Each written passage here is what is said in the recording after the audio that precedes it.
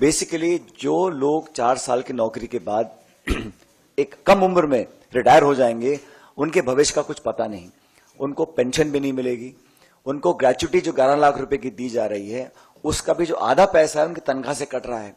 तो कहीं ना कहीं ये कॉस्ट कटिंग के चक्कर में हम लोग अपनी सेना की भर्ती की जो प्रक्रिया है उससे खिलवाड़ कर रहे हैं।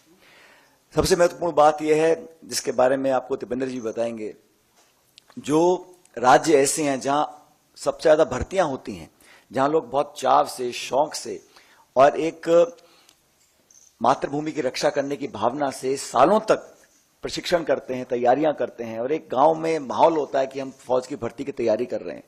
ऐसे लगभग 2.25 लाख लोग हैं जिनको आपने भर्ती दी लेकिन ज्वाइन नहीं कराया। उन्होंने बहुत लंबे समय से वो धरना देने अपनी मांग को रख रहे हैं। हम लोग कहना चाहते हैं कि अगर ये भारत सरकार G20 पे 4100 करोड़ रुपए खर्च कर सकती है, प्रधानमंत्री के हवाई जहाज के लिए 8400 करोड़ खर्च कर सकती है, सेंट्रल विस्ता प्रोजेक्ट के लिए 20,000 करोड़ खर्च कर सकती है और इस वर्ष सरकारी इश्तिहारों के लिए 6,500 करोड़ खर्च कर सकते हैं, तो मैं मानता हूं कि हम लोग सिर्फ पैसा बचाने के लिए अपनी भर्ती की पूरी प्रक्रिया से खिलवाड़ करें। ये भविष्य के लिए, हमारी आंतरिक सुरक्षा के लिए, हमारे भारत की इंटेग्रिटी सिक्योरिटी के लिए कहीं ना कहीं चैलेंज बन सकता है।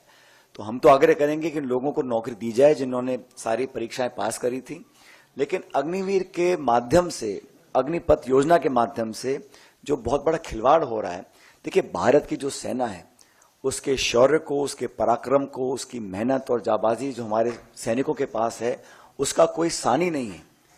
We are one of the finest fighting forces in the world. Our armies and our defense forces are second to none. But their valor, their strength and their dedication to the nation should be regarded and respected for future generations. And we all feel that by compromising on the process of recruitment of the armed forces, it may not argue well for our future. And for the families of those people who have willingly dedicated their lives to the service of the nation. तो मुझे लगता है कि ये सरकार ने बहुत जल्दबाजी में किया है, हम लोग इसका विरोध करते हैं। और अभी जो राष्ट्रीय अध्यक्ष खड़गे जी हैं, मल्लिकार्जुन खड़गे साहब, उन्होंने राष्ट्रपति जी को चिट्ठी लिखी है जिसके बारे में आपको अभी बताया जाएगा।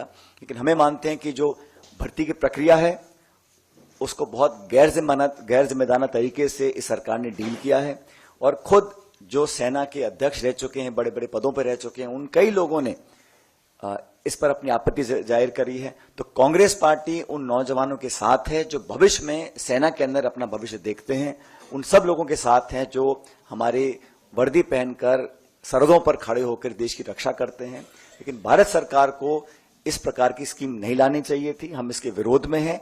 और सबसे पहले हमारी मांग ये रहेगी कि जिन लगभग 2.25 लाख लोग ऐसे हैं जिन्होंने सारी परीक्षाएं पास करी थी, उनको सरकार ने अभी तक ज्वाइन नहीं कराया है।